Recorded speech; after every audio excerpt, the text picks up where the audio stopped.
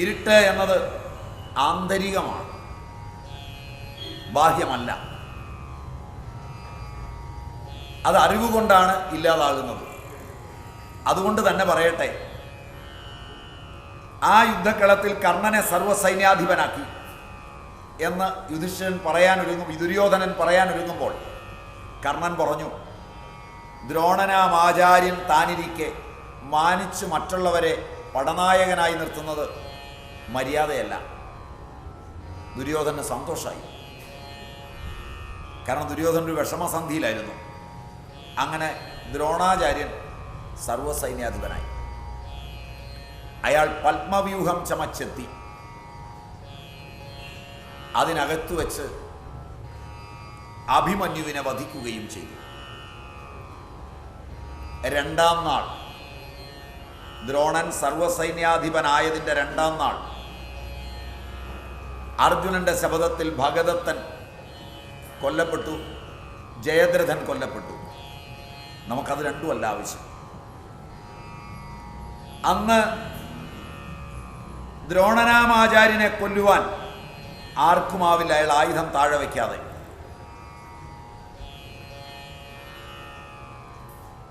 ഭീമൻ എഴുന്നേറ്റ് പറഞ്ഞു,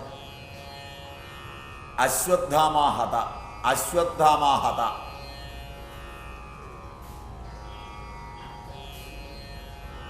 ദ്രോണൻ ഒരു നിമിഷം പകച്ചു നിന്നു. തൻ്റെ പുത്രൻ കൊല്ലപ്പെട്ടു എന്നാണ് പറഞ്ഞിരിക്കുന്നത്.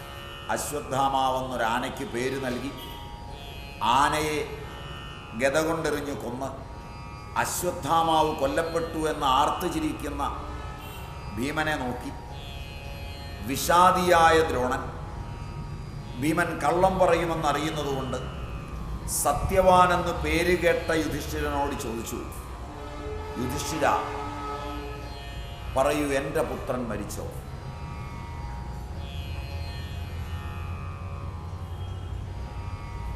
ചോദ്യം എൻ്റെ പുത്രൻ മരിച്ചോ എന്നാണ്. അതിനൊരു ഉത്തരേ ഉള്ളൂ, ഇല്ല. വേറൊരു ഉത്തരം ഇല്ല. പക്ഷേ യുധിഷ്ഠിരൻ പറഞ്ഞത് അശ്വത്ഥാമാഹത കുഞ്ചരോവ നരോവ എന്നാണ്. ആദ്യം കേട്ടത് അശ്വത്ഥാമാഹത എന്ന ശബ്ദമായതുകൊണ്ട് ആയുധം താഴെ വയ്ക്കുകയും ദൃഷ്ടദ്യുമ്നൻ തലയെറുക്കുകയും ചെയ്തു.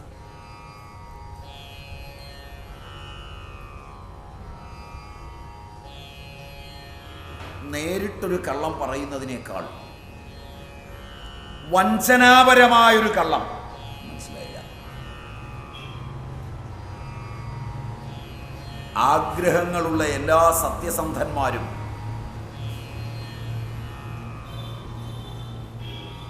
ആഗ്രഹങ്ങളുള്ള അസത്യവാന്മാരെക്കാൾ അപകടകരമായ നിലയിൽ സാമൂഹ്യദ്രോഹത്തിലെത്തുന്നു എന്ന് വ്യാസൻ ഭംഗിയായി കാണിച്ചിട്ടുണ്ട്.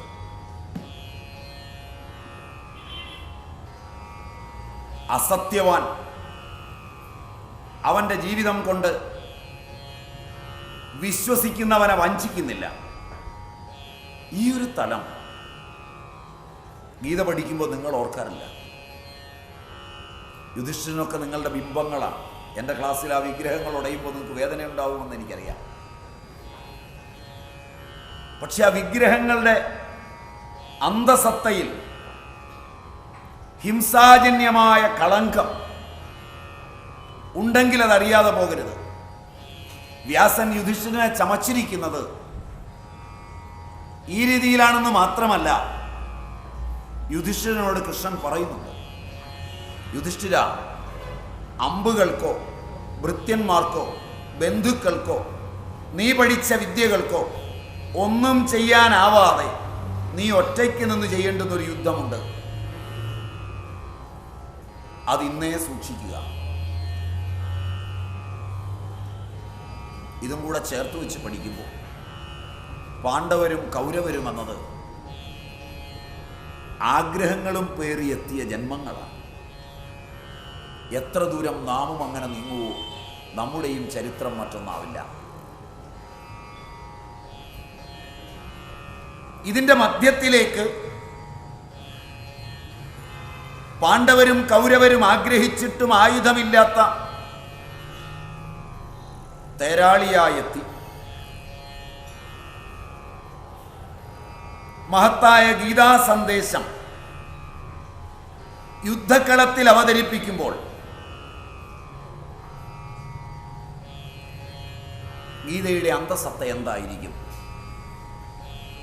യുദ്ധത്തിനാണെങ്കിൽ അതിനൊരു ഉപദേശം ഇനി ആവശ്യമില്ല, അത് ചെയ്യാനാ രണ്ടു കൂട്ടരും എത്തിയത്.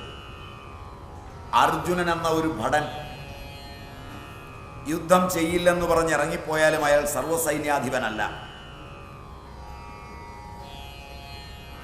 സർവ്വസൈന്യാധിപൻ ദൃഷ്ടദ്യുമ്നനാണ്. വജ്രവ്യൂഹത്തിന്റെ നേതാവ് ഭീമനാണ്. ആ ഒരു ഭടന നിമിത്തമാക്കി ഭഗവത്ഗീതോപദേശത്തെ യുദ്ധക്കളത്തിൽ ചെയ്യുമ്പോൾ യുദ്ധം ചെയ്യാനായിരിക്കില്ല എന്ന് ശരാശരി ബുദ്ധികൾ മനസ്സിലാക്കേണ്ടതാണ്. ഇത്രയും ആമുഖം. ഗീത കൃഷ്ണാർജുന സംവാദം എന്ന നിലയിൽ യുദ്ധത്തിന് മുമ്പാണെങ്കിലും മഹാഭാരതത്തിൽ ധൃതരാഷ്ട്രനും സഞ്ജയനുമായുള്ള സംവാദം യുദ്ധം തുടങ്ങി 10 ദിവസം കഴിഞ്ഞാണ്.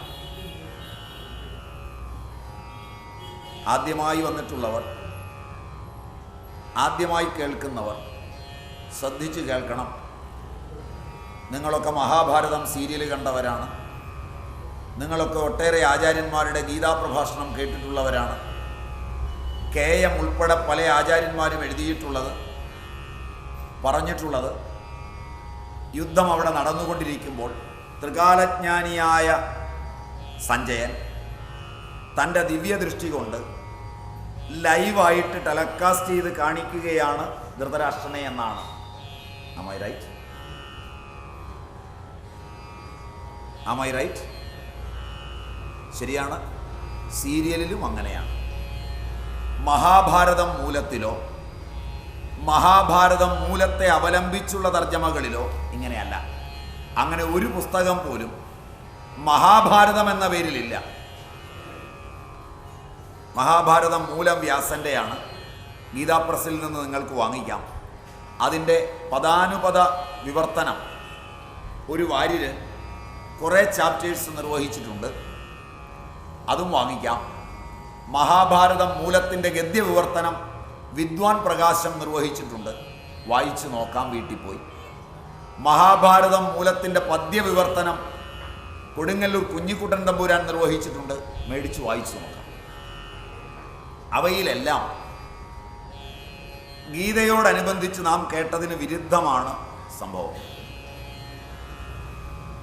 മഹാഭാരത യുദ്ധം ആരംഭിക്കുന്നതിന് മുമ്പ് ധൃതരാഷ്ട്രനും സഞ്ജയനും അടുത്തടുത്തിരുന്ന് സഞ്ജയൻ ഭാരതത്തിൻ്റെ വംശാവലിയെല്ലാം പറഞ്ഞു കൊടുക്കുന്നതിനിടയിൽ യുദ്ധത്തിൻ്റെ കാഹളം കേട്ട് യുദ്ധക്കളത്തിലേക്ക് ഓടിപ്പോവുകയും യുദ്ധക്കളത്തിൽ ചെന്ന് നിന്ന് 10 ദിവസത്തെ കൊടുമ്പിരിക്കൊണ്ട യുദ്ധം കാണുകയും 10ാം ദിവസം ഭീഷ്മപിതാമഹൻ തേരിൽ നിന്ന് വീഴിക്കുന്നത് കാണുകയും ചെയ്തിട്ട് തിരിച്ചെത്തി ധൃതരാഷ്ട്രനോട് ശിഖണ്ഡിയെ പുരസ്കരിച്ചു നിന്ന അർജുനനാൽ ഭീഷ്മർ തേരിൽ നിന്ന് വീഴിക്കപ്പെട്ട് ശരതൽപ്പത്തിൽ ശയിക്കുന്നു എന്ന് പറയുകയാണ്. സംശയമാണോ? കാരണം സഞ്ജയൻ യുദ്ധക്കളത്തിൽ ചെന്നു, ഭീഷ്മര് നേതാവാകുന്നത് കണ്ടു, ദൃഷ്ടദ്യുമ്നൻ നേതാവാകുന്നത് കണ്ടു, 2 സൈന്യമായി പിരിഞ്ഞു നിൽക്കുന്നത് കണ്ടു. യുദ്ധത്തിന് കുറഞ്ഞ സൈന്യം കൂടിയ സൈന്യത്തോട് യുദ്ധം ചെയ്യാൻ ഭീമനെ വജ്രവ്യൂഹത്തിൻ്റെ നേതാവാക്കുന്നത് കണ്ടു, ഭരദ്വാജൻ്റെ യുദ്ധതന്ത്രമനുസരിച്ച്. അതെല്ലാം കണ്ട് ഗീതോപദേശവും മുഴുവൻ കേട്ട് യുദ്ധം ചെയ്യില്ല എന്ന് പറഞ്ഞ് വീണ അർജുനന് ഗീതോപദേശം ചെയ്യുന്നതും കേട്ട് ഗീതോപദേശത്തിൻ്റെ ഒടുവിൽ അർജുനൻ തന്നെ എഴുന്നേറ്റ് യുദ്ധത്തിനായി ഒരുങ്ങുന്നതും കണ്ട് യുദ്ധം ആരംഭിച്ചു കഴിഞ്ഞ് 10 ദിവസത്തെ കൊടുമ്പിരിക്കൊണ്ട യുദ്ധവും കണ്ട് 10ാം ദിവസം ശിഖണ്ഡിയെ പുരസ്കരിച്ചു നിന്ന അർജുനനാൽ ഭീഷ്മർ തേരിൽ നിന്ന് വീഴിക്കപ്പെട്ട് ശരതൽപ്പത്തിൽ ശയിക്കുന്നതും കണ്ട് സഞ്ജയൻ ഓടി വരിക. എന്നിട്ടാണ് ധൃതരാഷ്ട്രനോട് പറഞ്ഞത്, ആരുടെ ബാഹുബലം കണ്ടിട്ടാണോ അങ്ങയുടെ പുത്രനായ ദുര്യോധനൻ പാണ്ഡവന്മാരെ കൂട്ടാക്കാതിരുന്നത്, ആ നരകേസരി, സ്വച്ഛന്ത മൃത്യു, ദേവവ്രതൻ, ശാന്തനവൻ, ശിഖണ്ഡിയെ പുരസ്കരിച്ചു നിന്ന് അർജുനനാൽ തേരിൽ നിന്ന് വീഴിക്കപ്പെട്ട് ശരതൽപ്പത്തിൽ ശയിക്കുന്നു. ധൃതരാഷ്ട്രന്റെ വിഷാദം, ധൃതരാഷ്ട്രന്റെ ചോദ്യങ്ങൾ, യുദ്ധക്കളത്തിൽ ആരാണ് ഭീഷ്മനെ തുണച്ചത്, ആരുടെ സൈന്യം മുമ്പിൽ, ആരാണ് ആദ്യം വെല്ലുവിളിച്ചത്, ഇതെല്ലാം ധൃതരാഷ്ട്രൻ ചോദിച്ചു. ആ ചോദ്യങ്ങളെല്ലാം സഞ്ജയൻ കേട്ടു. യുദ്ധക്കളത്തിലെ സംഭവഗതികളെല്ലാം ധൃതരാഷ്ട്രനോട് സഞ്ജയൻ ഭീഷ്മപർവം 13-ാം അധ്യായം മുതൽ 24-ാം അധ്യായം വരെ അന്യോന്യം അങ്ങോട്ടും ഇങ്ങോട്ടും സംവാദ രൂപത്തിൽ പറഞ്ഞ് 25-ാം അധ്യായ ആരംഭത്തിൽ ധൃതരാഷ്ട്രൻ മൗലികമായ ഒരു ദാർശനിക തഥ്യയുള്ള ചോദ്യം ചോദിച്ചു. യുദ്ധം നടന്നുവെന്നും ഭീഷ്മർ വീണുവെന്നും ഇനി തൻ്റെ സൈന്യത്തിന് രക്ഷയില്ലെന്നും അറിഞ്ഞ ധൃതരാഷ്ട്രൻ പാണ്ഡവരോ കൗരവരോ ഇനി ഭൂമിയിൽ ബാക്കിയുണ്ടാവില്ല എന്ന് നിശ്ചയിച്ചുറച്ച ധൃതരാഷ്ട്രൻ അധികാരവും ആയുധവും ദ്രവ്യങ്ങളും നേട്ടങ്ങളും കോട്ടങ്ങളും എല്ലാം വിട്ട് ആ ദ്രവ്യസഞ്ചയങ്ങളിൽ നിന്നെല്ലാം മോചിതമായൊരു മനസ്സിൻ്റെ തലത്തിൽ ആന്തരികമായ മനസ്സിൻ്റെ ഘടനാവിശേഷത്തെ ഉൾക്കൊള്ളുമാറ് ഒരു ചോദ്യം ചോദിച്ചു. അവിടെയാണ് ഗീതയുടെ ഉദയം. ധൃതരാഷ്ട്ര ഉവാച ധർമ്മക്ഷേത്രേ കുരുക്ഷേത്രേ സമവേദായുയുത്സവ മാമക പാണ്ഡവാശ്ചൈവ കിം അകുർവത സഞ്ജയ. സാമ്പ്രദായിക പഠന രീതിയിൽ ക്ഷേത്രമെന്നത് ശരീരമാണ്. കുരുക്ഷേത്രത്തിൻ്റെ വിശേഷണമല്ല ധർമ്മക്ഷേത്രം. കുരുക്ഷേത്ര യുദ്ധഭൂമിയിൽ 11-7 18 അക്ഷൗഹിണികൾ യുദ്ധത്തിനായി ആയുധവും എടുത്തെത്തുന്നതിന് മുമ്പ് ആ യുദ്ധം ബീജാവാപം ചെയ്യുന്നത് ഭടന്റെ കൈവാൾ മുനയ്ക്ക് മുമ്പ് അവൻ്റെ ഹൃദയത്തിലാണ്. ഭടന്റെ കൈവാൾ മുന ചുവക്കുന്നതിന് മുമ്പ് യുദ്ധങ്ങൾ ആവിർഭവിക്കുന്ന ഒരു കേന്ദ്രമുണ്ട്. യുദ്ധം രംഗവേദിയിലേക്ക് എത്തുന്നത് ശരീരത്തിലാണെങ്കിൽ, കർമ്മകായത്തിലാണെങ്കിൽ, കർമ്മശരീരം. നിങ്ങളെ യുദ്ധക്കളത്തിൽ അടരാടാൻ പ്രേരിപ്പിക്കുന്ന ഒരു ശരീരമുണ്ട്. അതിന് കർമ്മശരീരം എന്ന് പറയും. ജാഗ്രത്.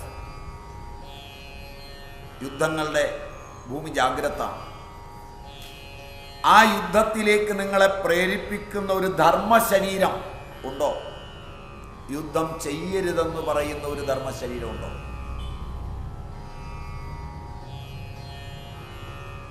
ഉണ്ട്.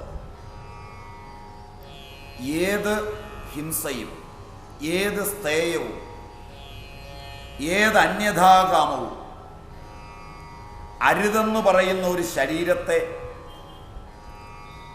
സർജന പ്രക്രിയയുടെ പിതാവ് പ്രജാപതി സൃഷ്ടിരഹസ്യം അറിഞ്ഞ് സൃഷ്ടിജാലങ്ങളിൽ കൊരുത്തിട്ടുണ്ടോ?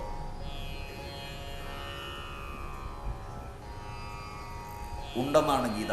സഹയജ്ഞ പ്രജാസൃഷ്ടുവ പുരോവാച പ്രജാപതി അനേന പ്രസവിഷ്യധ്വമേഷവ ഉസ്തിഷ്ഠ കാമധു ദേവാൻ ഭാവയതാനേന തേ ദേവാ ഭാവയന്തുവ പരസ്പരം ഭാവയന്തഃ ശ്രേയപരമവാപ്സ്യത. ഞാൻ ശാസ്ത്രത്തെക്കുറിച്ച് പറഞ്ഞപ്പോൾ നിങ്ങളിൽ ചിലർക്കെങ്കിലും വികാരമുണ്ടായി, ഒരാളെങ്കിലും പ്രതികരിച്ചു. ശാസ്ത്രം അതിൻ്റെ പരീക്ഷണ നിരീക്ഷണങ്ങളിൽ എല്ലാ തരത്തിലും വികസിച്ചു നിൽക്കുന്നതെന്ന് അമേരിക്കയിലാണ്. കേരളത്തിൻ്റെ തീരങ്ങളിൽ സുനാമി ആഞ്ഞടിച്ചപ്പോൾ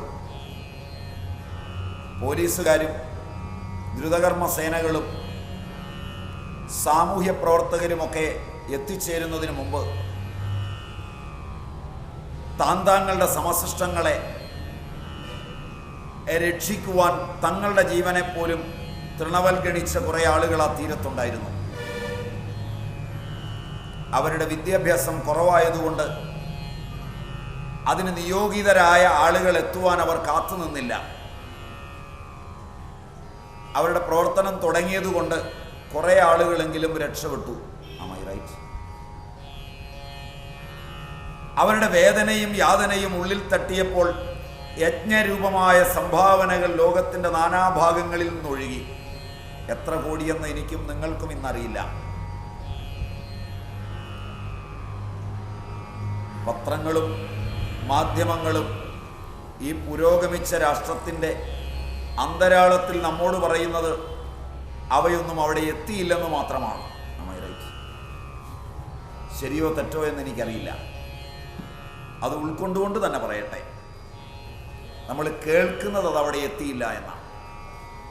പരിഷ്കൃത ഭരണകൂടങ്ങൾ, പരിഷ്കാരികളായ നിയമോപദേശകന്മാർ, പച്ചപ്പരിഷ്കാരികളായ അനുദ്യോഗസ്ഥന്മാർ,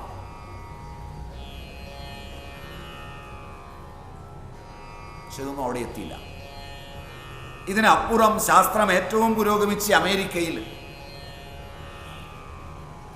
ആ ദുരന്ത പര്യവസായിയായ നാടകത്തിന് തിരശ്ശീല വീഴുമ്പോൾ രക്ഷാപ്രവർത്തനങ്ങൾ നടത്താനായില്ല. നമ്മളും അറിയാതെ പറയും TVR ഷേണായിക്കൊപ്പം ഒരു പ്രകൃതി ദുരന്തം വന്നാൽ അമേരിക്കയിലായിരിക്കരുതേ എന്ന്. ഷേണായി നന്നായി എഴുതിയെന്നാണ് എൻ്റെ ഓർമ്മ. ശരിയല്ല, ഇതും ശരിയല്ല. ഇത് ശരിയാണെങ്കിൽ ഞാൻ ആദ്യം പറഞ്ഞതും ശരിയാണ്. അപ്പോൾ യുദ്ധക്കളത്തിലേക്ക്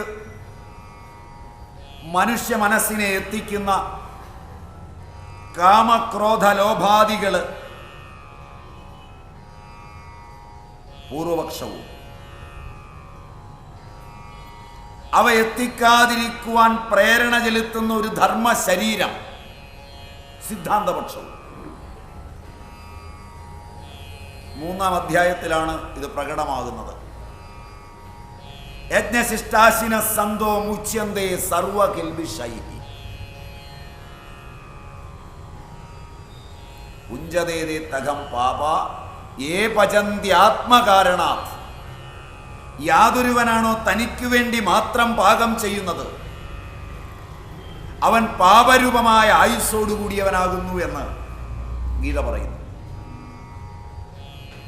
യാതൊരുവനാണോ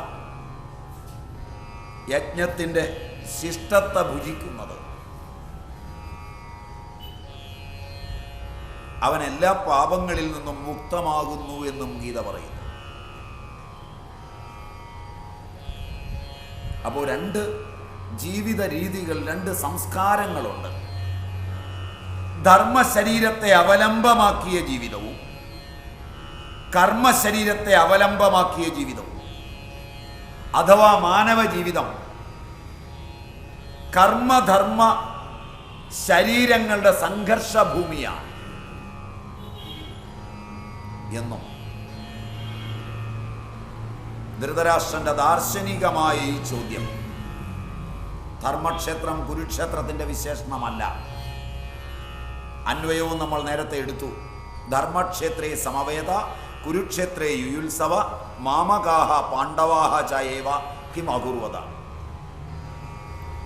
ധർമ്മക്ഷേത്രേ സമവേദാഹ മാമകാഹ കിം അകുർവത കുരുക്ഷേത്രേ യുയുത്സവ മാമകാഹ കിം അകുർവത ധർമ്മക്ഷേത്രേ സമവേദാഹ പാണ്ഡവഃ ചയേവ കിം അകുർവത കുരുക്ഷേത്രേ യുയുത്സവ പാണ്ഡവഃ ചയേവ കിം അകുർവത. ചോദ്യം 4 നമ്മൾ ശ്ലോകത്തെ വിശദീകരിക്കുകയും ചെയ്തു. ധർമ്മക്ഷേത്രത്തിൽ എൻ്റെ കൂട്ടർ എന്ത് ചെയ്തു? കുരുക്ഷേത്രത്തിൽ എൻ്റെ കൂട്ടർ എന്ത് ചെയ്തു? ധർമ്മക്ഷേത്രത്തിൽ പാണ്ഡവരെന്ത് ചെയ്തു? കുരുക്ഷേത്രത്തിൽ പാണ്ഡവരെന്ത് ചെയ്തു? അപ്പൊ 2 ക്ഷേത്രമുണ്ട്, പാണ്ഡവർക്കും എൻ്റെ കൂട്ടർക്കും. അതിൽ ദുര്യോധനൻ, സഞ്ജയൻ അതിനനുഗുണമായി ഉത്തരവും പറഞ്ഞു. ദുര്യോധനൻ ദ്രോണാചാര്യനെ കൂട്ടിക്കൊണ്ടുവന്ന് നിറഞ്ഞു നിൽക്കുന്ന പാണ്ഡവ സൈന്യത്തെ കാണിച്ച് അതിൻ്റെ സർവ്വസൈന്യാധിപൻ ദൃഷ്ടദ്യുമ്നനാണെന്ന് ചൂണ്ടിക്കാണിച്ച് ആ ദൃഷ്ടദ്യുമ്നൻ ദ്രുപദന്റെ പുത്രനും അങ്ങയുടെ ശിഷ്യനും ബുദ്ധിമാനുമാണെന്ന് ദ്രുപദ ദ്രോണബന്ധങ്ങളുടെ അകത്തളങ്ങൾ അറിയിച്ചോർമ്മിപ്പിക്കുന്നു. അത് കഴിഞ്ഞ് ദുര്യോധനൻ പാണ്ഡവ സൈന്യത്തിലെ 24 മഹാരഥന്മാരെ എണ്ണിപ്പറയുന്നു. ആ 7 അക്ഷൗഹിണികളിലായി നിൽക്കുന്ന 24 മഹാരഥന്മാരോടുകൂടിയ പാണ്ഡവ സൈന്യത്തെ നേരിടാൻ 8 മഹാരഥന്മാരോടുകൂടിയ 11 അക്ഷൗഹിണിയാണ് നമുക്കുള്ളതെന്ന് പറയുന്നു. ഒരു മഹാരഥന് 10,000 പേർ എന്ന കണക്കിൽ പാണ്ഡവർക്ക് മുമ്പിൽ നമ്മൾ നിഷ്പ്രഭരാണെന്നും ആ കാണുന്ന നമ്മുടെ സൈന്യം അപര്യാപ്തവും ഈ കാണുന്ന ഭീമൻ നയിക്കുന്ന പാണ്ഡവ സൈന്യവും പര്യാപ്തവുമാണെന്ന് ദുര്യോധനൻ ധർമ്മക്ഷേത്രത്തിൽ നിലകൊണ്ടുകൊണ്ട് ദ്രോണരോട് ചൂണ്ടിക്കാണിക്കുന്നു. നമ്മുടെ സൈന്യം പാണ്ഡവരോട് ഏറ്റുമുട്ടാൻ പര്യാപ്തമല്ലാത്തതുകൊണ്ട് നൈതിക ധർമ്മത്തിൻ്റെ പ്രതിരൂപമായ ഭീഷ്മനെ രക്ഷിക്കുക എന്നത് മാത്രം ധർമ്മമായെടുത്ത് നിങ്ങൾ എല്ലാ ഭാഗങ്ങളിൽ നിന്ന് ഭീഷ്മനെ രക്ഷിച്ചാൽ മതി, പാണ്ഡവരോട് യുദ്ധം ചെയ്യണ്ട എന്ന് ദുര്യോധനൻ വിധിക്കുന്നു. അയനേഷു ച സർവേഷു യഥാഭാഗം അവസ്ഥിതാഃ ഭീഷ്മം ഏവ അഭിരക്ഷന്തു ഭവന്തഃ സർവ ഏവ ഹി. നമ്മുടെ ലക്ഷ്യം യുദ്ധമല്ല, ഡിഫൻസാണ് നമ്മുടെ പോളിസി, ഒഫൻസ് അല്ല.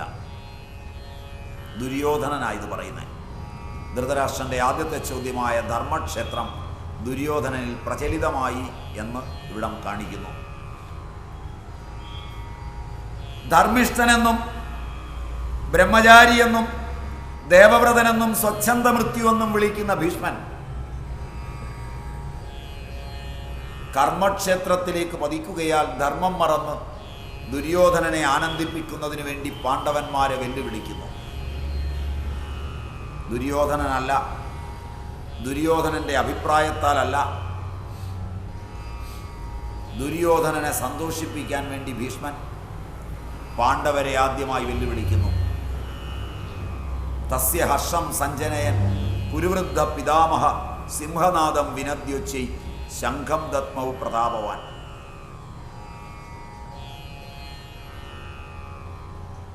മഹാഭാരത ജീവിതത്തിൽ ഭീഷ്മന്റെ ചെയ്തികളിലെല്ലാം ബലമാണ് ധർമ്മമെന്ന ഈ പങ്ക് കാണുകയും ചെയ്യാം.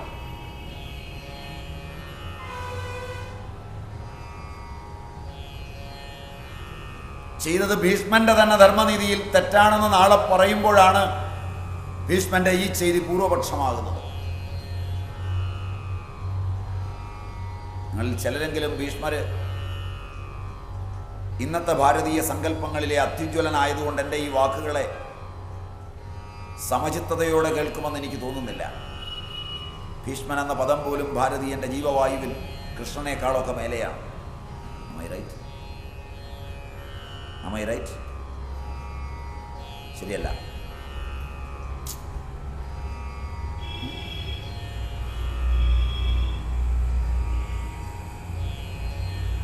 കാശിരാജ്യത്ത് വരണമാല്യവുമേന്തി സാൽവന്റെ അടുക്കലേക്ക് നീങ്ങുന്ന അമ്പയെയും അംബികയെയും അമ്പാലികയെയും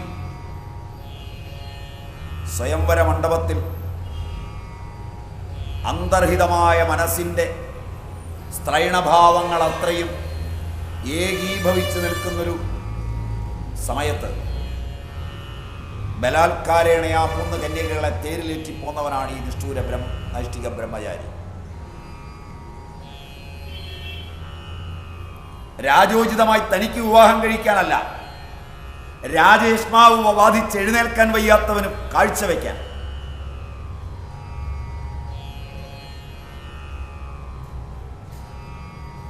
സ്മൃതി നിർദ്ദിഷ്ടങ്ങളും ശ്രുതി നിർദ്ദിഷ്ടങ്ങളുമായ രാജനീതികളെ മുഴുവൻ പ്രിയത്തിന്റെ ഭാഷയിൽ കാറ്റിൽ പറത്തി.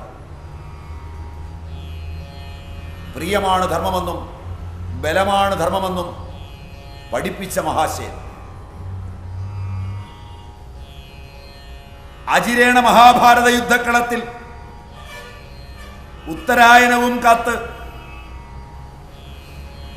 ശരശയ്യയിൽ കിടന്നുകൊണ്ട് പൗത്രനോട് പറഞ്ഞത് ചേർത്ത് വായിക്കുമ്പോഴാണ് ഈ ഭാഗം ശ്രദ്ധേയമാകുന്നത്. യുധിഷ്ഠിരൻ ചെല്ലുമ്പോൾ, പുത്ര,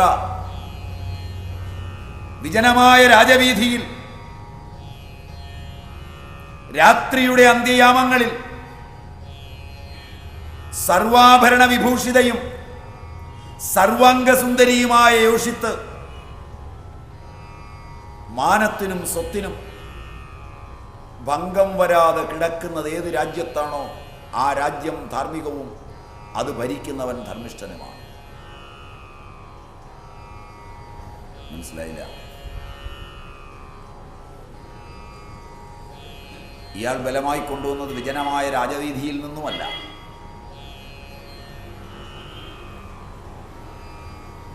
സർവാംഗസുന്ദരിയും സർവാഭരണ വിഭൂഷിതയുമായ യോഷിത്തിനെ മറ്റൊരുവനിൽ അനുരക്തയായി മന്ദം വന്നം നീങ്ങുമ്പോൾ സ്വയംവര മണ്ഡപത്തിൽ നിന്നാണ് ബലാത്കാരമായി പിടിച്ചുകൊണ്ടുവന്നത് രോഗിക്ക് നൽകാൻ. ആ നിഷ്ഠൂരതയ്ക്ക് പശ്ചാത്താപം രക്തം വാർന്നൊഴുകുന്ന ശരശയ്യയിൽ കിടന്ന് പറയുമ്പോഴാണ് ഭീഷ്മരും ദ്രോണരും പാണ്ഡവരും കൗരവരും യുദ്ധവുമെല്ലാം ഗീതയുടെ പൂർവപക്ഷത്ത് വരുന്നത്. ഒരുമിച്ച് ഗീത സിദ്ധാന്തപക്ഷത്തേക്ക് കുതിക്കുന്നതും ഇത്തരുണത്തിലാണ്.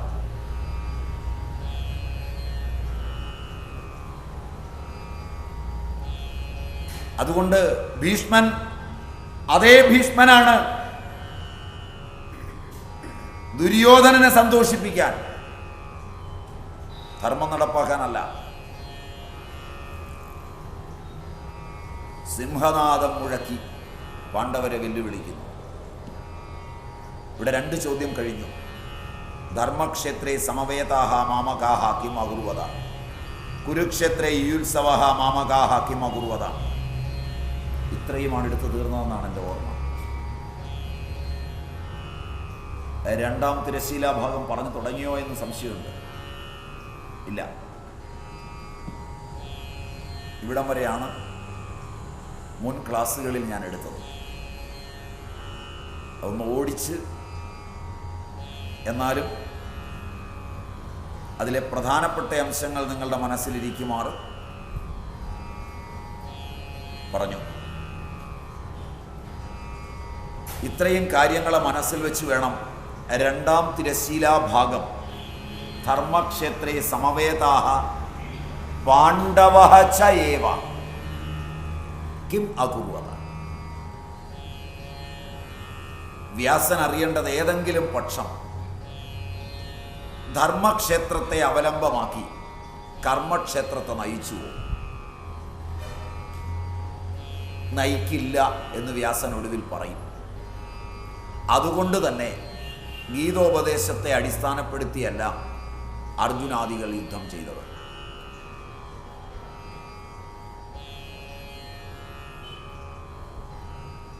ധർമ്മകർമ്മങ്ങൾ സമീചീനമാകുമോ മാനവനിൽ? ആകുമെങ്കിൽ അതെപ്പോഴാണ്?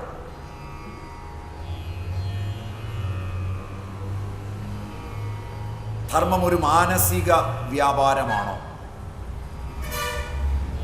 ധർമ്മം ഒരു മാനസികവും വാചികവുമായ വ്യാപാരം മാത്രമാണോ? ധർമ്മത്തിന് കർമ്മവേളയിൽ എത്രത്തോളം പ്രസക്തിയുണ്ട്?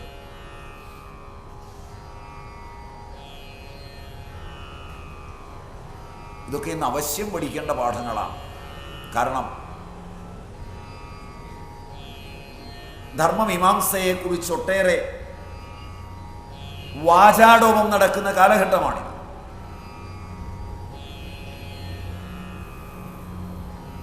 നാം ഓരോരുത്തരും നമ്മുടെ അന്തരംഗങ്ങളിലേക്ക് നോക്കി ധർമ്മനീതികൾ എത്രത്തോളം നമുക്ക് മാനസികമായി തൃപ്തമാണ്, എത്രത്തോളം നമ്മുടെ വാക്കുകളിൽ ധർമ്മത്തിന് പ്രസക്തിയുണ്ട്, അവ എത്രത്തോളം നമ്മുടെ കർമ്മങ്ങളിലേക്ക് കടന്നു വരുന്നുണ്ട്. ധർമ്മത്തെ അവലംബമാക്കിയുള്ളൊരു ജീവിതക്രമം മറ്റുള്ളവരോട് പറയാനുള്ളതിനപ്പുറം സ്വജീവിതത്തിൽ ഉണ്ടാകുമോ എപ്പോഴെങ്കിലും?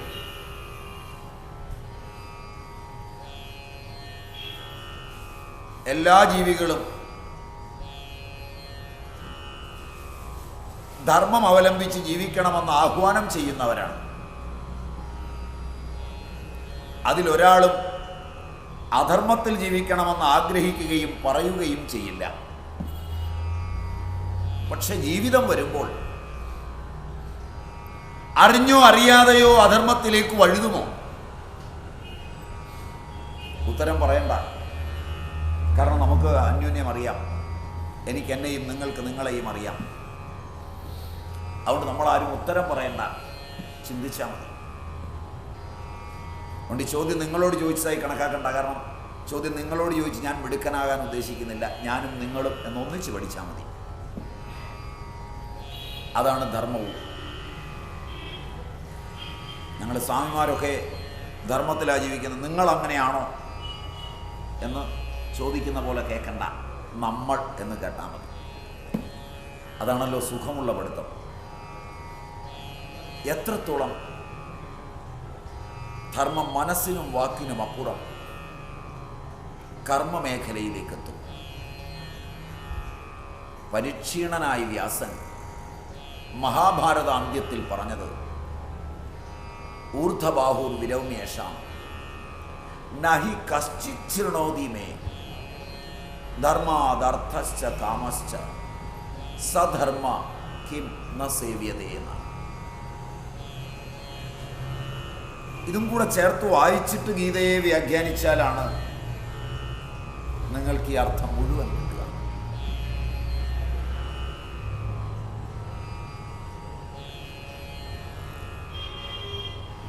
ഊർധ്വബാഹുർ വിരൗമ്യേഷാം നഹി കശ്ചിത് ശൃണോതി മേ.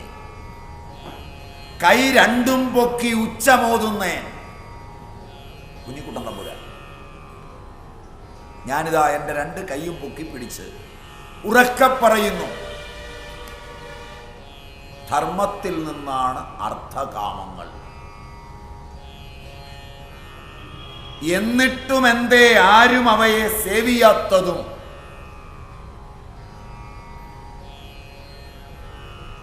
മഹാഭാരത യുദ്ധം കഴിഞ്ഞാണ് എന്ന് പറഞ്ഞാൽ പാണ്ഡവന്മാർ ധർമ്മത്തെ സേവിച്ചില്ലെന്നല്ലേ?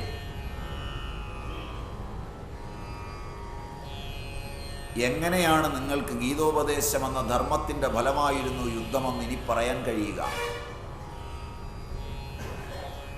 ഈ വക ലിംഗങ്ങളെല്ലാം സുസജ്ജമായി ഗീതയിലും മഹാഭാരതത്തിലും ഇരിക്കുമ്പോൾ ഗീതാ വ്യാഖ്യാതാക്കന്മാർക്ക് എങ്ങനെ പറയാൻ കഴിയും അർജുനനും പാണ്ഡവരും ധർമാവലംബികളായി നിന്നുകൊണ്ട് കൃഷ്ണന്റെ ഗീതോപദേശത്തെ അവലംബിച്ചാണ് യുദ്ധം ചെയ്തതെന്ന്?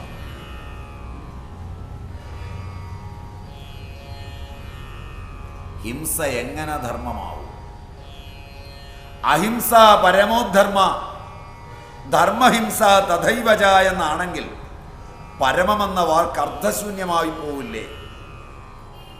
സംസ്കൃത ഭാഷയെ വ്യഭിചരിക്കുമ്പോൾ മാത്രമല്ലേ രണ്ടാം പാദം ഉണ്ടാവൂ? മനസ്സിലായില്ല? അഹിംസ പരമോധർമ്മ. പരമം എന്ന് പറയുമ്പോൾ അത് ഏറ്റവും ഉയർന്നതാണ്, അതിന് തുല്യം വേറെ ഇല്ല. പിന്നെ അവിടെ തഥൈവച ചേർക്കുമ്പോൾ പരമം അർത്ഥശൂന്യമായില്ലേ? ഭാഷയുടെ വ്യുൽപ്പത്തിയെ നല്ല പോലെ അറിയുന്ന പൂർവാചാര്യന്മാർ അങ്ങനെ എഴുതുമോ? സകപോലെ കൽപ്പിതങ്ങളായി പറയുവാൻ ഇച്ഛിക്കുന്നവർ ഹിംസയുടെ ഭാഗത്ത് നിൽക്കുമ്പോൾ തൻ്റെ മതത്തിനും തൻ്റെ ജാതിക്കും തൻ്റെ താൽക്കാലിക ആവശ്യങ്ങൾക്കും വേണ്ടി ഹിംസയിലേക്ക് മാനവ മനസ്സുകളെ കൊണ്ടുപോകാൻ മതത്തെ ഉപയോഗിക്കേണ്ടി വരുന്നൊരു സന്ദർഭത്തിൽ ബുദ്ധിമാന്മാരായ മതരാക്ഷസന്മാർ എഴുതിപ്പിടിപ്പിക്കുന്നതാകുമോ ഇത്? അഹിംസ പരമമായ ധർമ്മമാണെങ്കിൽ അതിന് വിപരീതവും ധർമ്മമാകുമെന്ന് പറയുന്നത് എങ്ങനെ യോജിക്കും?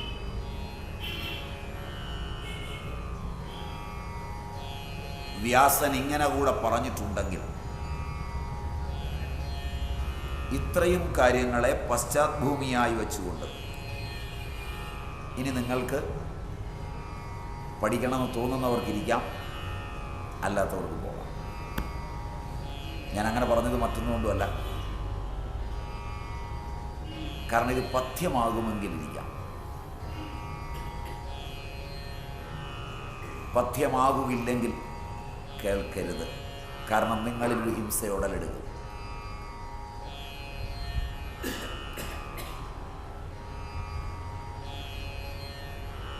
അതിനിയൊരു ബാല്യം വേണ്ടെന്ന് വിചാരിച്ചാണ് അങ്ങനെ പറഞ്ഞത്. ഭഗവത്ഗീതയെ ഈ ഒരു പശ്ചാത്തലത്തിൽ അഹിംസയുടെ എക്കാലത്തെയും വാങ്മയമായാണ് സാമ്പ്രദായികന്മാർ പഠിച്ചു പോരുന്നത്. അതുകൊണ്ട് അതിലേക്ക് കാലിക പ്രസക്തിയും ദ്രവ്യചിന്തയും ഒന്നും അതിൻ്റെ സിദ്ധാന്തപക്ഷങ്ങളിൽ കടത്തിവിടുവാൻ അവർ ശ്രമിക്കാറില്ല എന്ന് തന്നെയുമല്ല, നിങ്ങളിലെ ശരാശരിക്കാർക്ക് വേണ്ടി ഒരു തമാശ കൂടെ പറഞ്ഞിട്ട് കിടക്കാമെന്ന് വിചാരിക്കുന്നു. ആയിരക്കണക്കിന് തലകൾ അറുത്ത് രസിച്ചിട്ടുള്ള വീരന്മാർ നിറഞ്ഞു നിൽക്കുന്ന ഒരു യുദ്ധഭൂമി. അവരുടെ ജീവിത ചരിത്രം തന്നെ യുദ്ധങ്ങളുടേതാണ്, ഏറ്റുമുട്ടലുകളുടേതാണ്. തങ്ങളുടെ തന്നെ ആശയങ്ങളോടും തങ്ങളുടെ ബന്ധുക്കളോടും അതിനപ്പുറം തങ്ങൾക്ക് അപ്രിയമുള്ളവരോടുമെല്ലാം നിരന്തരമായി യുദ്ധം ചെയ്ത് തന്നെ ശീലിക്കുക. ഗുരുവും ശിഷ്യനും തമ്മിൽ പരസ്പരം ആയുധങ്ങൾ വർഷിച്ച് പഠിക്കുക. അത് പഠിച്ചവരാ നിരന്നു നിൽക്കുന്നത്.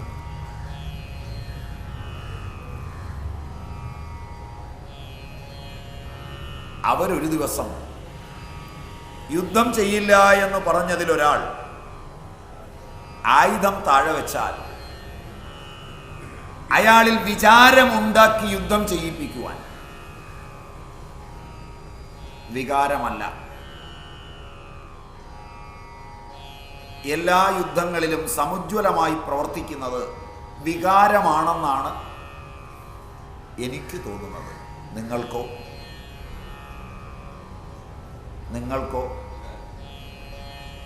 വിചാരത്തോടുകൂടി ഒരു യുദ്ധവും ഒരാൾക്കും ഒരിക്കലും ചെയ്യാനാവില്ല. തൻ്റെ മകനെ ഒരച്ഛൻ വടിയെടുത്തടിക്കുമ്പോൾ പോലും വികാരം വേണം. അതേ അച്ഛൻ അയൽപക്കത്തെ കുഞ്ഞ് അതേ തെറ്റ് ചെയ്യുമ്പോൾ അവൻ്റെ അച്ഛനെ ഉപദേശിക്കുന്നത് വിചാരത്തിലും അതേ തെറ്റിന് ഇവിടെ തല്ലുന്നത് വികാരത്തിലുമാണ്.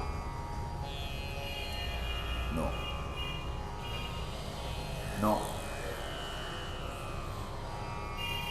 വികാരം കൊണ്ടല്ലാതെ ഹിംസയുടെ നാമ്പുകൾ പ്രത്യക്ഷമാവില്ല. ഗീത വിചാരമാണെന്നും അത് യുദ്ധത്തിനാണെന്നും പറയുന്നത് മുയലിൻ്റെ കൊമ്പ് പോലെയാണ്.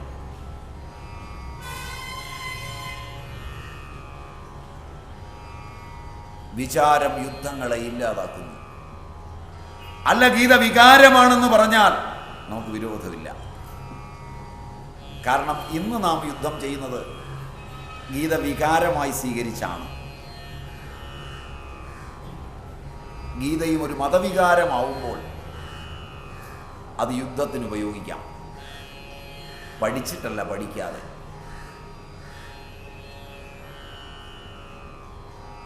അതിനകത്തേക്ക് കയറി അതിൻ്റെ വിചാരശ്രേണി, അതിൻ്റെ വിചാരസരണിയെ വേണ്ട വിധം അടുക്കി പഠിച്ചാൽ ആ വിചാരശ്രേണി നമ്മളെ എല്ലാ യുദ്ധങ്ങളിൽ നിന്നും പിന്തിരിപ്പിക്കും.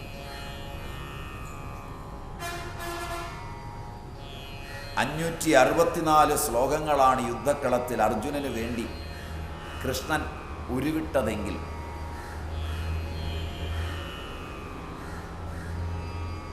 കൃഷ്ണനേക്കാൾ എത്രയോ മെച്ചമാണ് നമ്മൾ.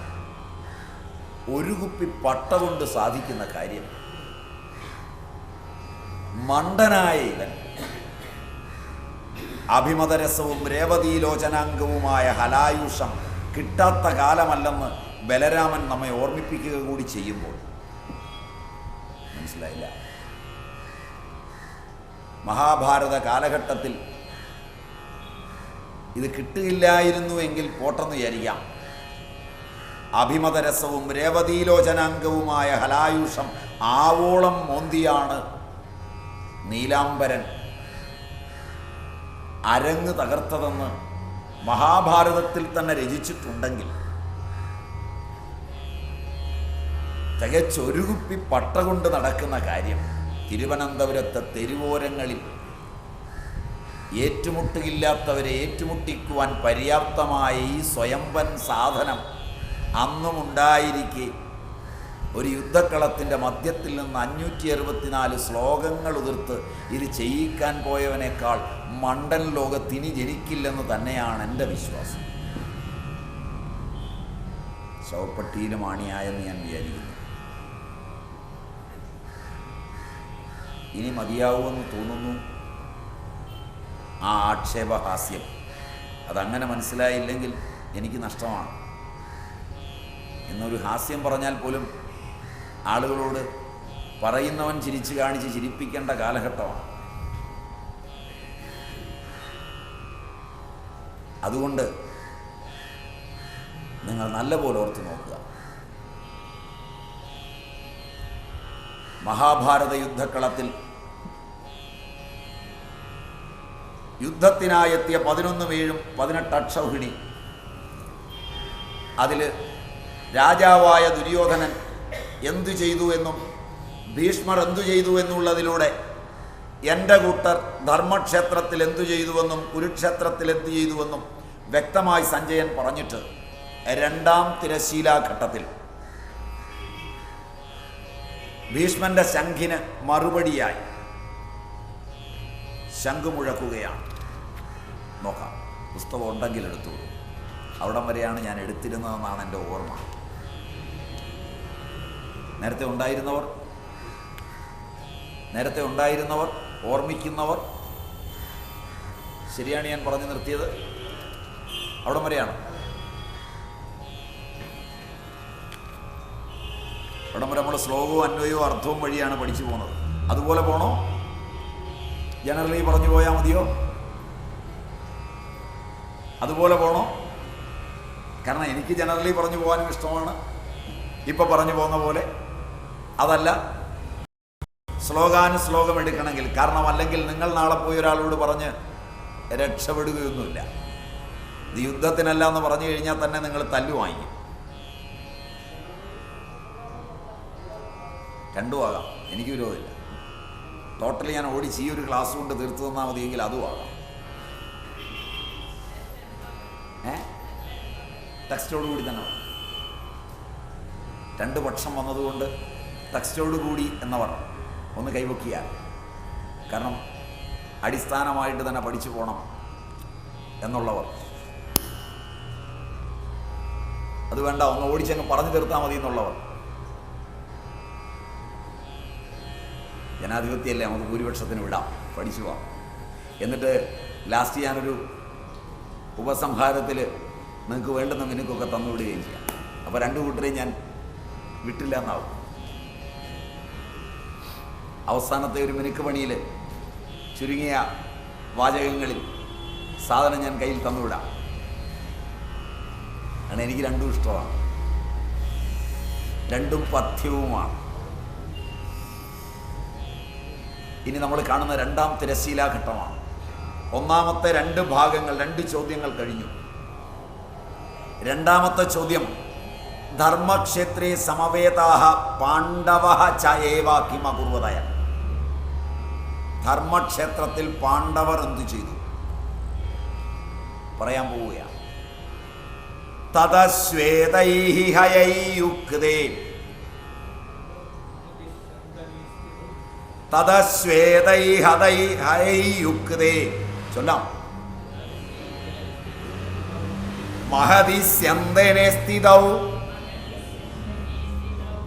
മാധവ പാണ്ഡവശ്ചൈവ ദിവ്യൗ ശംഖൗ പ്രദത്മതു തതഃ ശ്വേതൈഹി ഹയൈഹി യുക്തേ മഹതി സ്യന്തനെ സ്ഥിതൗ മാധവഃ പാണ്ഡവഃ ച ഏവ കിം ദിവ്യൗ ശംഖൗ പ്രദത്മതു. മാധവനും പാണ്ഡവനും ശംഖു വിളിച്ചു. അപ്പുറത്ത് ആദ്യം ശംഖു വിളിച്ച് യുദ്ധത്തിന് വെല്ലുവിളിച്ചതാരാണ്? വെല്ലുവിളിച്ചതാരാണ്? ഭീഷ്മരാണ്. കൗരവരുടെ സർവ്വസൈന്യാധിപനാണ് ഭീഷ്മൻ. അയാളാ യുദ്ധത്തിന് വെല്ലുവിളിച്ചത്. വെല്ലുവിളിക്കേണ്ടതാരായിരുന്നു? ഭീഷ്മർ തന്നെ ആയിരുന്നോ? ഭീഷ്മർ തന്നെ ആയിരുന്നോ വെല്ലുവിളിക്കേണ്ടത്? ഇതൊരു യുദ്ധക്കളമാണെങ്കിൽ യുദ്ധത്തിന് വന്നിരിക്കുന്ന അവസ്ഥയെ അവലംബിച്ച് നോക്കുമ്പോൾ ആരോട് യുദ്ധം ചെയ്ത് നേടാനാണ് വന്നത്? പാണ്ഡവരാ യുദ്ധക്കളത്തിൽ യുദ്ധം ചെയ്യാൻ എത്തിയത്. പാണ്ഡവരിൽ നിന്നൊരാൾ വേണമായിരുന്നു എല്ലാമുള്ള കൗരവരെ വെല്ലുവിളിക്കാൻ. അങ്ങനെ വെല്ലുവിളിക്കുമ്പോൾ പാണ്ഡവരുടെ സർവ്വസൈന്യാധിപനായ ദൃഷ്ടദ്യുമ്നനോ, വജ്രവ്യൂഹത്തിന്റെ നേതാവായ ഭീമനോ, അല്ലെങ്കിൽ രാജാവായ യുധിഷ്ഠിരനോ വെല്ലുവിളിക്കണം. മനസ്സിലായില്ല? വ്യാസന്റെ നാടകീയ ആവിഷ്കാരത്തിൽ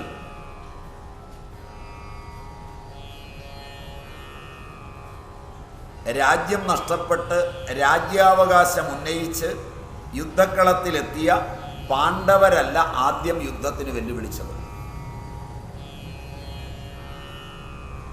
കൗരവപക്ഷത്തിന്റെ സർവ്വസൈന്യാധിപനായ ഭീഷ്മനാണ് വെല്ലുവിളിച്ചത്. ദുര്യോധനനുമല്ല. ദുര്യോധനൻ ഡിഫൻസ് മതിയെന്ന് പറഞ്ഞിട്ടും ഭീഷ്മനാണ് വെല്ലുവിളിച്ചത്. ദാശമുഖ്യന്റെ കുടിലിന് മുമ്പിൽ വെച്ച് രാജ്യം എനിക്ക് വേണ്ടെന്നും എൻ്റെ പുത്രന്മാർ രാജ്യാവകാശം ചോദിക്കാതിരിക്കുവാൻ ഞാൻ ബ്രഹ്മചാരിയായിരിക്കുമെന്നും ശപഥം ചെയ്ത ഭീഷ്മന്റെ ബാഹ്യചേഷ്ടകൾക്കപ്പുറം ഈ രാജ്യത്തെ പ്രിയത്തോടെ ഒട്ടി നിൽക്കുന്ന ഒരു അന്തശ്ചേതനയുണ്ടെന്നാണോ?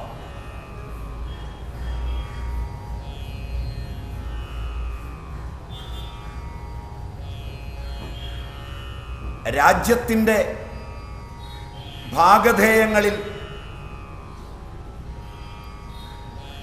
ധൃതരാഷ്ട്രൻ അന്ധനായതുകൊണ്ട് പാണ്ഡുവിനെ നിയോഗിച്ച ഭീഷ്മൻ രാജനീതി ജയിക്കുമ്പോൾ പാണ്ഡുവിന്റെ മരണാനന്തരം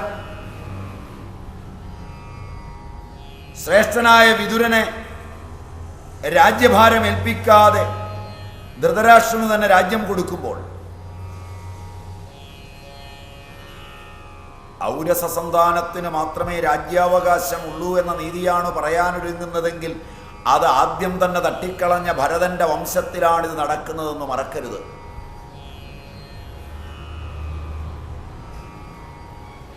മനസ്സിലായില്ല. ഭാരത സാമ്രാജ്യത്തിൻ്റെ ആദ്യത്തെ ഭരണാധികാരി എന്നെണ്ണുന്ന ഭരതൻ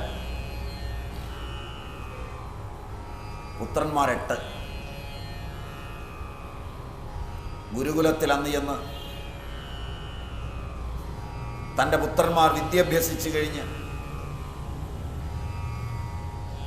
അവരുടെ കോൺവൊക്കേഷൻ വേളയിൽ രാജാവ് തന്നെ നേരിട്ട് ചോദിക്കുന്ന ചോദ്യങ്ങൾക്ക് ഉത്തരം പറയാൻ അവർ സമർത്ഥരല്ലെന്ന് കണ്ട് ഗൗതമപുത്രനായ ഉപമന്യു അവയ്ക്ക് ഉത്തരം പറയുമ്പോൾ സന്തോഷിച്ച ചക്രവർത്തി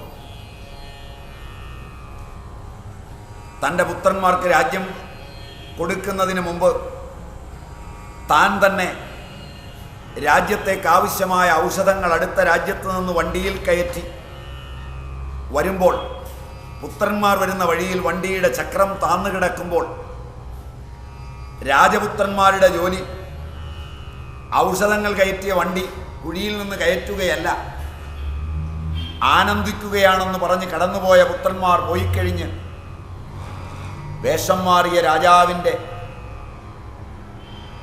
വണ്ടി ഉരുട്ടിക്കയറ്റുന്ന ഉപമന്യു തൻ്റെ ഔരസ സന്താനങ്ങളെക്കാൾ തൻ്റെ രാജ്യത്തിൻ്റെ ഭാഗധേയം, തൻ്റെ പാരമ്പര്യത്തെ നിലനിർത്തുവാൻ യോഗ്യൻ ഉപമന്യുവാണെന്ന് കണ്ടറിഞ്ഞ് രാജസിംഹാസനത്തിൽ ഉപമന്യുവിനെ പ്രതിഷ്ഠിച്ച ചക്രവർത്തി രാജ്യത്തിൻ്റെ പാരമ്പര്യം പ്രിയത്തിൽ അധിഷ്ഠിതമല്ല, അറിവിൽ അധിഷ്ഠിതമാണെന്ന് പറഞ്ഞ ഭരതൻ. ഇവിടുന്ന് ആ പാരമ്പര്യം തുടങ്ങുന്നത്. അവിടെ ജനിക്കാൻ ഇനിയും ഇടയായിട്ടില്ലാത്ത, ജനിച്ചേക്കാമെന്ന് വിശ്വസിക്കുന്ന ദാസന്റെ പുത്രിക്ക് ജനിക്കാൻ പോകുന്ന പുത്രന്മാർക്ക് വേണ്ടി ഒരു രാജ്യത്തിൻ്റെ ഭാഗധേയത്തെ മുഴുവൻ, കുലമര്യാദയെയും കീഴ്വഴക്കങ്ങളെയും ലംഘിച്ച് പുത്രന് വധുവിനെ തേടി പിതാവ് പോകുന്നത് കീഴ്വഴക്കവും കുലമര്യാദയുമാണ്. പിതൃകാമത്തിനു വേണ്ടി പിതൃവധുവിനെ തേടി പുത്രൻ പോകുന്നത് കുലമര്യാദയും കീഴ്വഴക്കവുമല്ല. അതെന്ത് ത്യാഗമായാലും മനസ്സിലാവില്ല. അതിന് വില പറയുന്നതോ ഒരു രാജ്യത്തിൻ്റെ ഭാഗധേയത്തെ വെച്ച് ആ ജനതയുടെ ഇംഗിതവും ആ രാജ്യത്തിലെ പ്രജാപാലനവും ആ രാജ്യത്തിൻ്റെ സംസ്കാരവും ഭാഗധേയങ്ങളും പിതൃസ്നേഹത്തിനൊരു പുത്രൻ അടിയറ വയ്ക്കുമ്പോൾ ഇന്ന് നിങ്ങളുടെ നേതാക്കന്മാർ ചെയ്യുന്നതും ഈ ഭീഷ്മപ്രതിജ്ഞകൾ തന്നെയാണ്. ഫോളോ. അവ ശരിയാണെങ്കിൽ ഇതും ശരിയാണ്. രാജനീതിയെ അതിൻ്റെ സുദൃഢങ്ങളായ തലങ്ങളിൽ വ്യാഖ്യാനിച്ചിട്ടുള്ള നീതിജ്ഞന്മാർ ഭീഷ്മപ്രതിജ്ഞയെ നിഷ്ഠൂരമെന്ന് തന്നെയാണ് വിശേഷിപ്പിക്കുന്നത്.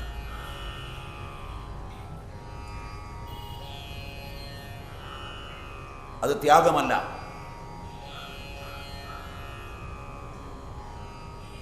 അതിനെ ത്യാഗത്തിൻ്റെ പട്ടികയിൽ പെടുത്തുന്നത് കുലമര്യാദയുമല്ല. ഇതൊക്കെ നിങ്ങൾക്ക് യോജിക്കാൻ വളരെ പ്രയാസമുള്ള കാര്യങ്ങളാണെന്ന് എനിക്കറിയാം. ഇതിന് വേറൊരു വഴിയിൽ പറയാൻ നിങ്ങൾക്കാവില്ലെന്നും എനിക്ക് നിശ്ചയമുണ്ട്. അതുകൊണ്ട് തന്നെ പറയട്ടെ, എല്ലാ അച്ഛനും ആഗ്രഹിക്കുന്നത് തൻ്റെ വാർദ്ധക്യകാലത്ത് തനിക്കൊരു വധുവിനെ തേടി പുത്രൻ പോകുന്നതാണ് എന്നുള്ളത് കൊണ്ട് നിങ്ങൾ ഇതിനോട് യോജിച്ചേക്കാം. അച്ഛനാകുമ്പോൾ കുലമര്യാദ അംഗീകരിക്കുമെങ്കിൽ അത് അനുകൂലിക്കാനാവില്ല. Am I right? ശരിയല്ല?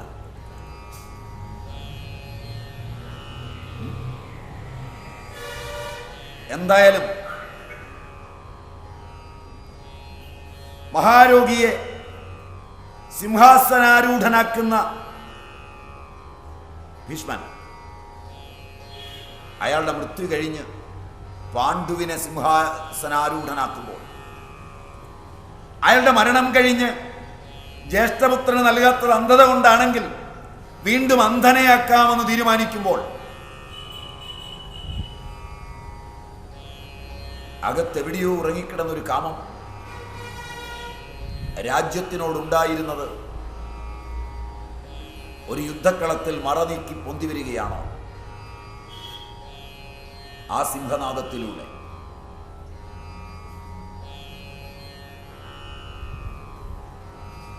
മാനവന്റെ മനസ്സിൽ പുറമെ നിർവഹിക്കുന്ന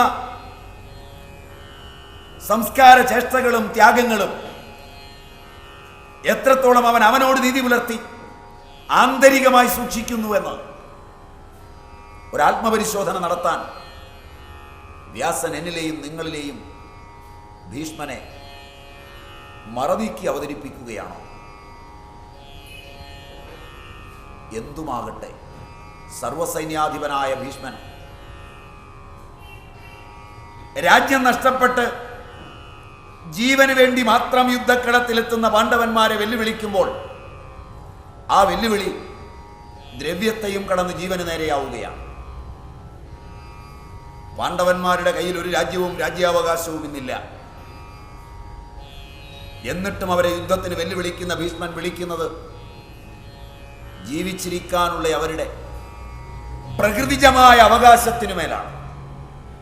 ഫോളോ.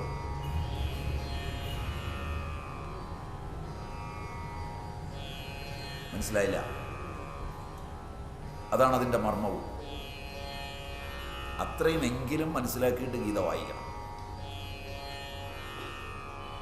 അല്ലാതെ സമ്മാനം നേടാൻ ഗീത പഠിക്കരുത്.